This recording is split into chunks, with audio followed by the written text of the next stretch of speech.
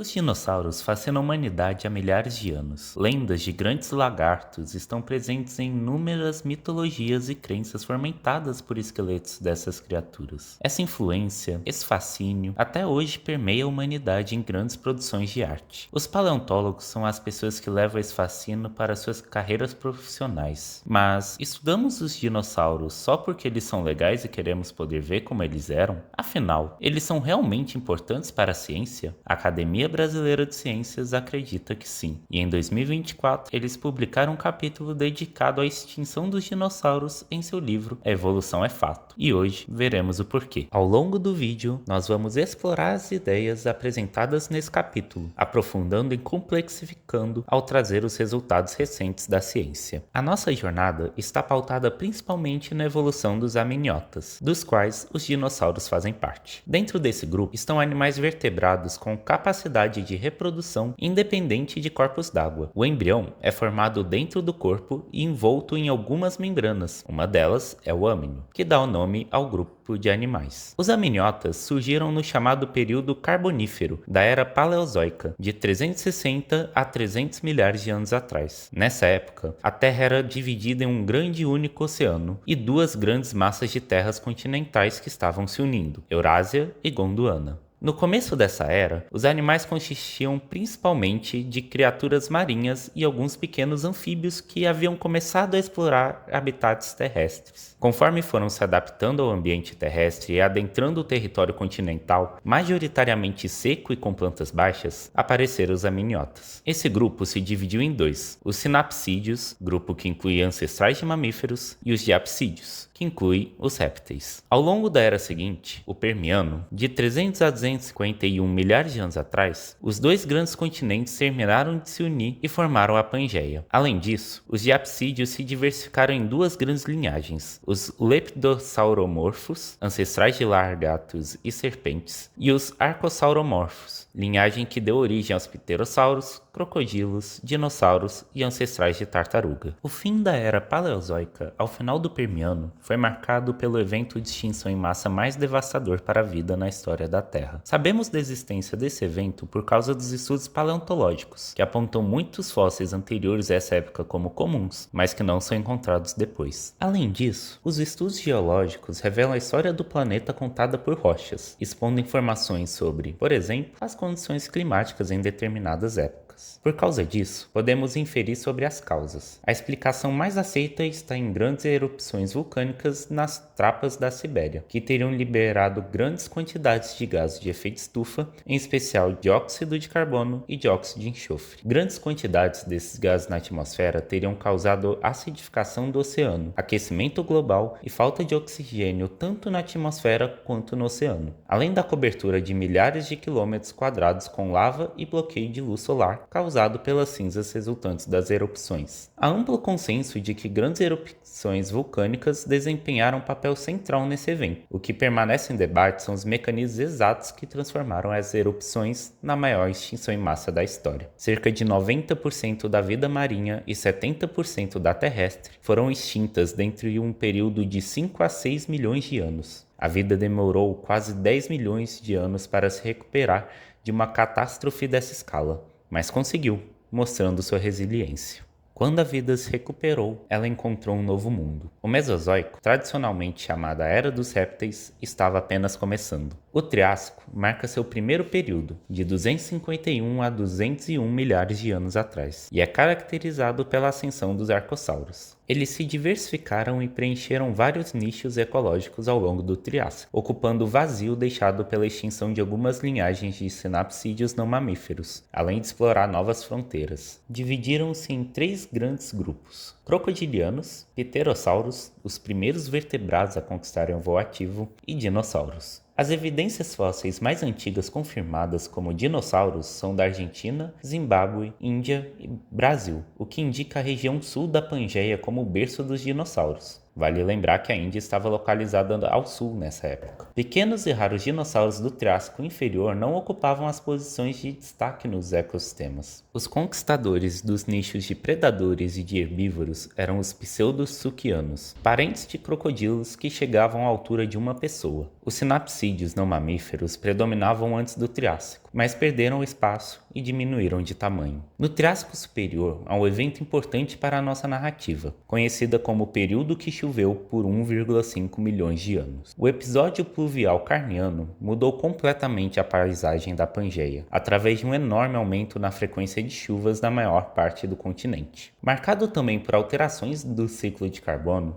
esse evento causou a extinção de cerca de 30% da vida marinha vertebrada e promoveu grandes mudanças na vida terrestre. Com um mundo muito mais úmido, houve o sucesso de muitas plantas grandes, como as coníferas. Também nesse momento datam os primeiros fósseis de mamíferos dentre os sinapsídeos, raros e incompletos, mas presentes. O novo ambiente permitiu que os dinossauros avançassem ao interior do continente, passando por regiões antes desérticas. Foi a partir desse momento que eles começaram a se diversificar explosivamente. Surgem os ornitísquios, grupo de herbívoros que posteriormente fica famoso por estegossauros, tricerátopos, maiasauros e afins, os saurópodes, conhecido como os pescoçudos, e os terópodes, os formidáveis carnívoros bípedes. Ao fim do Triássico, os saurópodes já eram os maiores herbívoros terrestres, mas ainda não eram nem de perto tão grandes quanto seus descendentes. Os terópodes ainda não eram os predadores formidáveis que conhecemos. E os ornitísquios não eram tão diversos nem comuns, mas logo isso mudaria. O episódio pluvial carniano não foi o único evento de extinção no Triássico Superior. O segundo foi pior. Ele determina o fim do Triássico e o começo do Jurássico, e é considerado um dos 5 maiores na história do planeta. Na verdade, acredita-se que estejam conectados por um efeito cascata, mas, assim como os outros eventos de extinção em massa, não há consenso. Decifrar os mecanismos exatos desses eventos é um desafio muito grande, principalmente porque são conglomerados de causas atuando em conjunto. As evidências apontam para uma causa principal, similar à extinção do Permiano-Triássico. Esta também seria causada por um aumento nas atividades vulcânicas. Essa ideia é suportada por 11 milhões de quilômetros quadrados de rocha ígnea, uma área consideravelmente maior do que o Brasil, que tem 8 milhões, encontrada em locais correspondentes à região central da Pangeia, onde estariam concentradas as atividades vulcânicas devido ao movimento de separação continental. Como antes, essas erupções teriam liberado altos níveis de gases de efeito estufa, alterando a composição da atmosfera e do oceano. Os registros indicam rápido resfriamento causado pela liberação de dióxido de enxofre seguido de drástico aquecimento por causa de dióxido de carbono e metano. Há também indícios de venenos como mercúrio sendo liberados no ambiente. Esse período foi marcado por rápidas e drásticas mudanças climáticas. Evidências recentes indicam invernos vulcânicos, isto é, períodos frios causados pelo bloqueio da luz solar por partículas de enxofre liberadas pelas atividades vulcânicas. Uma hipótese ainda debatida afirma que o metabolismo mais rápido, relativo aos pseudossuquianos, e possível isolamento térmico na forma de penas primitivas dos dinossauros e dos pterossauros permitiram que esses grupos sobrevivessem a esse evento. Independente do mecanismo, o fato é que após a extinção em massa, agora no Jurássico, os dinossauros dominaram a Terra e os pterossauros o ar. Com o vazio deixado pela ausência dos pseudossuquianos, esses grupos diversificaram e expandiram suas fronteiras. Os mamíferos eram mais comuns, mas ainda pequenos e sem destaque nos ecossistemas, apesar de estarem se diversificando.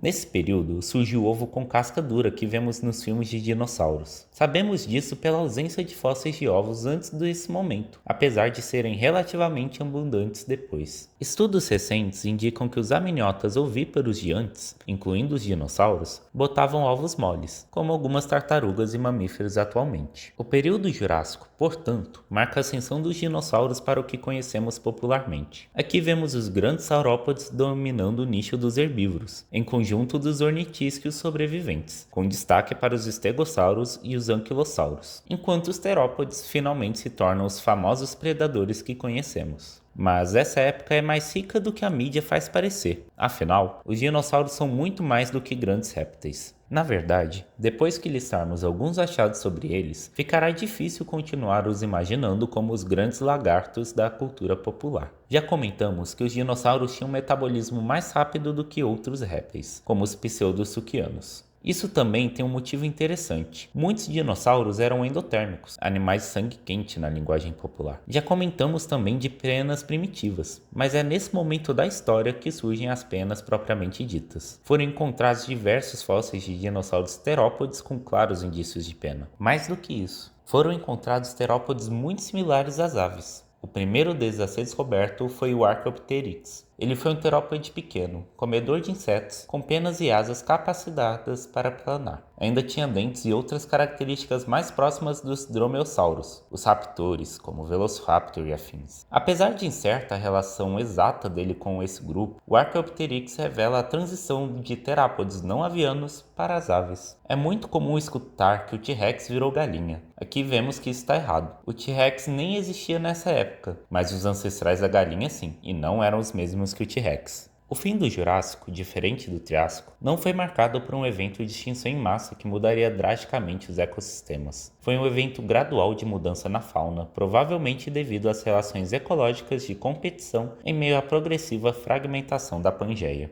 Com essa gradual transição, chegamos ao Cretáceo, de 145 até 66 milhões de anos atrás. Ele foi o último período do Mesozoico. Os continentes já haviam se separado consideravelmente e começavam a se aproximar da configuração que conhecemos hoje. O Atlântico Sul se abrindo, a Índia derivando em direção à Ásia e a América do Sul ainda isolada. A pressão que as aves colocaram nos pterossauros a contestarem seu domínio sobre o ar resultou na extinção de algumas linhagens. Mas não se engane, estes continuaram dominantes ao longo do Cretáceo, tanto que atingiram tamanhos absurdos. As maiores criaturas a alcançarem o voo, como os Quetzalcoatlus, tinham envergaduras próximas de 10 a 11 metros de comprimento, tamanho de envergadura de um caça super tucano, e altura de 5 metros, a altura de uma girafa, ou seja, girafas carnívoras com asas capazes de voar. Algumas linhagens de dinossauro perderam presença, como os estegossauros, enquanto outras se diversificaram ainda mais, como os anquilossauros ou cerato. Neste momento, encontramos os famosos Tyrannosaurus rex e os Triceratopos vivendo ao lado de aves cada vez mais semelhantes às que conhecemos. Enquanto isso, surgiam as plantas com flores, que alteraram profundamente as cadeias alimentares terrestres, e os mamíferos continuavam às sombras dos dinossauros, esperando o momento deles de tomar o mundo. E este momento chegaria na data de 66 milhões de anos atrás, com a extinção em massa do fim do Cretáceo, a extinção dos dinossauros não avianos. Esse é o evento de extinção em massa mais estudado e conhecido. Afinal, é o mais recente dos 5 maiores eventos de extinção em massa. Ele foi definidor para a vida como conhecemos hoje. Por causa disso, diferente de outros eventos, este apresenta um grande consenso na comunidade científica. A gigantesca cratera Chicxulub na península de Yucatán, deixada por um asteroide de tamanho comparável ao Monte Everest, que se movia em torno de 58 vezes a velocidade do som no momento do impacto, atingiu a Terra em uma angulação de 45 a 60 graus. Essa colisão liberou muita energia. As estimativas indicam 1.000 a 10.000 vezes a energia liberada pelo poderio nuclear total no mundo durante o clímax da Guerra Fria. A onda de choque do impacto teria matado qualquer criatura de grande porte num raio de mais de 1.000 km de distância. Ela também causou tsunamis em mais de 1,5 km de altura nas proximidades do impacto. Ondas essas que devem ter chegado ao Golfo do México com centenas de metros de altura e terem atravessado os oceanos com ainda dezenas de metros, além de terremotos estrondosos ao redor de todo o globo. Mas esses eventos decorrentes do impacto direto não foram a pior. A colisão jogou muitas toneladas de material da crosta terrestre para a estratosfera. Os escombros mais pesados teriam caído numa espécie de chuva de fogo.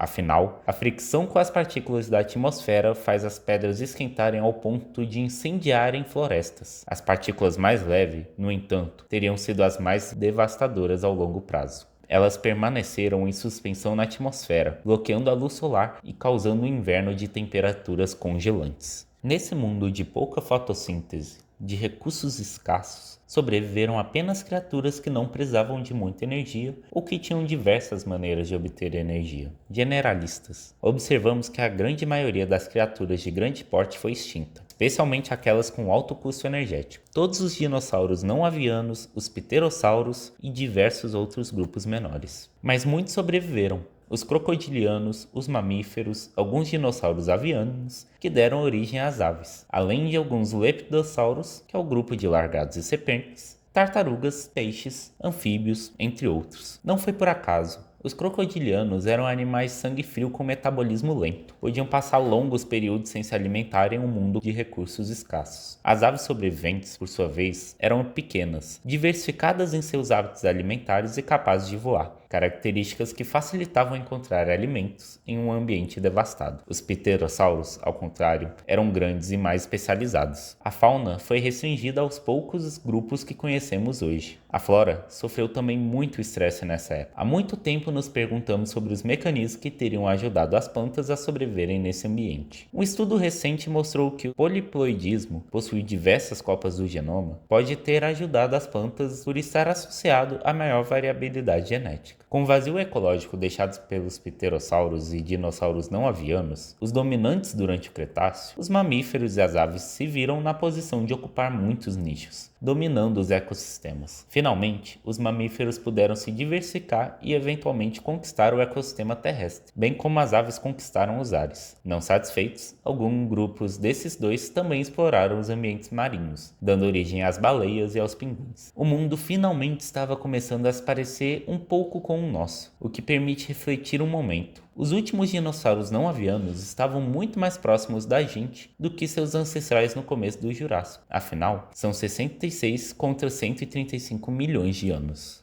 Nós começamos essa viagem para o passado a fim de ver os resultados dos estudos dos paleontólogos. Queríamos saber se estudavam dinossauros exclusivamente pelo motivo de serem legais, criaturas grandes, diversas e mitológicas. Ao longo do vídeo, vimos a reconstrução da história do Mesozoico, que foi feita a partir de registros fósseis e rochas. É surpreendente sermos capazes de contar essa história apenas com esses registros. Esse é o trabalho dos paleontólogos e dos geólogos, olhar para os esqueletos e rochas e entender as mensagens ali escondidas sobre o passado da vida e da Terra. A história é marcada por rupturas e permanências. Dos momentos de ruptura, as transições evolutivas causadas pelos eventos de extinção, podemos analisar como a vida e as condições climáticas e geológicas estão fortemente conectadas. Observamos que as mudanças climáticas drásticas usualmente estão associadas a eventos de extinção, como descritos ao longo do vídeo. Mas a paleontologia não se restringe à história. Seu estudo nos ajuda a compreender as relações evolutivas e ecológicas atuais entre os animais e, principalmente, como estes estão relacionados com os ambientes em que vivem. Os estudos geológicos entregam uma história da Terra e a paleontologia a conecta com a vida, e juntas nos ajudam a entender as mudanças climáticas atuais e como ela pode influenciar a vida na Terra. Então não estudamos os dinossauros porque são legais apenas. Estudamos porque surgiram durante um período muito importante na história da vida na Terra e continuam até hoje entre nós. Sua história é, na verdade, nossa história e a história do nosso mundo. Afinal, o que é o mundo se não uma rede interconectada entre os seres vivos e não vivos?